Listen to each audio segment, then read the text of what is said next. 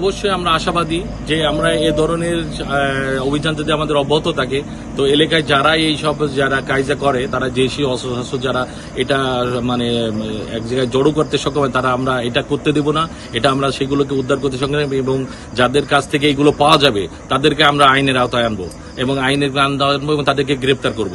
এই জন্য আমরা মনে করি যে তাদের এলাকায় এ নিয়ে আর আইন শৃঙ্খলার অবনতি ঘটবে না, এটা আমরা আশাবাদী। আমরা আপনারা জানেন আমাদের এই যে মাগুরা সদর থানাধীন বেরুলপলিতা ইউনিয়নে কিছুদিন আগে বিএনপির সভাপতি আকবর তাকে সন্ত্রাসীরা কুপিয়ে জখম করছে।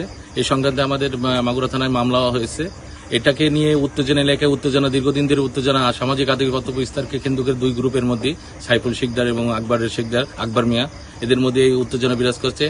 আর এলাকায় আইন শৃঙ্খলা রক্ষার্থে আমাদের সম্মানিত পুলিশ সুপার মহোদয় মোল্লা আজাদ স্যারের নির্দেশে আমরা এলাকায় আইন শৃঙ্খলা যাতে অবনতি না ঘটে সে লক্ষ্যে আমরা আজকে অভিযান পরিচালনা করছি।